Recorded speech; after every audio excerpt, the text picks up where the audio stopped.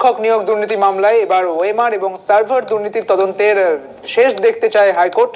সিবিআইকে all out ঝাঁপানোর নির্দেশ দেওয়া হয়েছে। যে কোনো প্রান্তে বিশেষজ্ঞদের শরণাপন্ন হতে পারে সিবিআই, এমনটাই বলা হয়েছে হাইকোর্টের পক্ষ থেকে। ওএমআর সন্দেহ মেটাতে বেসরকারি আইটি সংস্থার সাহায্য নিক সিবিআই, এমনটাই বলা হয়েছে হাইকোর্টের পক্ষ থেকে। এবং সেই সঙ্গে বলা হয়েছে প্রয়োজনীয় অর্থ দিতে। এবং আপনাদের জানিয়ে রাখি যে প্রাথমিক শিক্ষক নিয়োগ দুর্নীতি মামলায় এবার ওএমআর এবং সার্ভার দুর্নীতির তদন্তে শেষ দেখতে চায় হাইকোর্ট। সিবিআইকে অল আউট ঝাঁপানোর নির্দেশ দেওয়া হয়েছে। যে কোনো প্রান্তে সাহায্য নিতে বলা হয়েছে সিবিআইকে, অর্থাৎ তারা যে কোনো রকম সাহায্য নিতে পারে। নির্দেশ বিচারপতি রাজাশেখর মান্থার। ওএমআর দুর্নীতি এবং দুর্নীতি নিয়ে এবার সরব হাইকোর্ট, যেখানে বলা হচ্ছে যে প্রাথমিক নিয়োগ দুর্নীতি মামলায় এবার সিবিআই যা কিছু করতে পারে, অর্থাৎ এই দুর্নীতি মামলা তদন্তের জন্য শেষ দেখতে চাইছে হাইকোর্ট। সিবিআইকে অল আউট ঝাঁপানোর নির্দেশ দেওয়া হয়েছে। যে কোনো প্রান্তের সাহায্য নিতে পারে সিবিআই, নির্দেশ দিয়েছেন বিচারপতি রাজাশেখর মান্থা।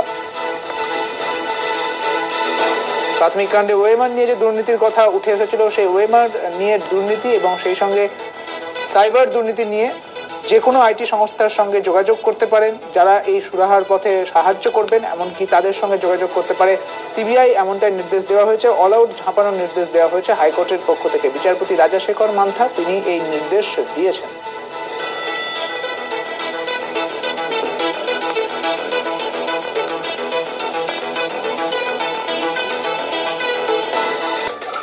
দেখো, কলকাতা হাইকোর্টের মাননীয় বিচারপতি রাজাশেখর মান্থা তার নির্দেশে বলেছেন যে পৃথিবীর যে কোনো সংস্থার, এবং সেটা দেশীয় সংস্থা এবং বিদেশি সংস্থা, যে কোনো সংস্থার সাহায্য সিবিআই গ্রহণ করতে পারবে। সেটা উইপ্রো হতে পারে, সেটা টিপিএস হতে পারে, যে কোনো সংস্থার সাহায্য তারা গ্রহণ করতে পারবে।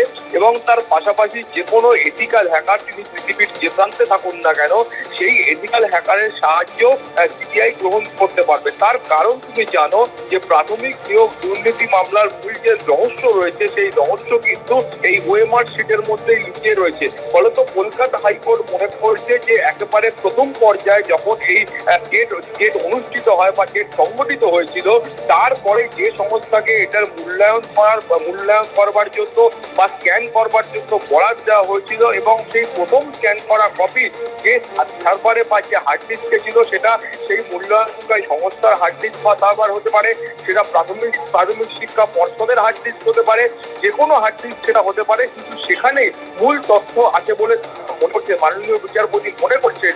এবং মাননীয় বিচারপতি যেটা মত প্রকাশ করেছেন যে তিনি বিভিন্ন বিশেষজ্ঞদের সামনে বা এই মামলার শুনানি চলাকালীন তিনি যেটা জানতে পেরেছেন যে একেবারে প্রাথমিক পর্যায়ে যেটা স্ক্যান করা হয়েছিল, সেই স্ক্যান কপি ডিলিট করা হলেও তার যে তথ্য রয়েছে, সেই মেটা ডেটা, সেটা কিন্তু ওই সার্ভারে বা ওই হার্ড ডিস্কে থেকে যায়। ফলত সেটা কোনো পৃথিবীর যে কোনো ভালো বিশেষজ্ঞদের পক্ষে সেটা উদ্ধার করা সম্ভব। এবং সেই কারণেই মাননীয় বিচারপতি বলেন যে এই প্রাথমিক শিক্ষক নিয়োগ দুর্নীতির পর্দা ফাঁস করতে হলে বা একেবারে গোড়া পর্যন্ত পৌঁছতে হলে এই তথ্যটা উদ্ধার করা সব থেকে বেশি প্রয়োজন।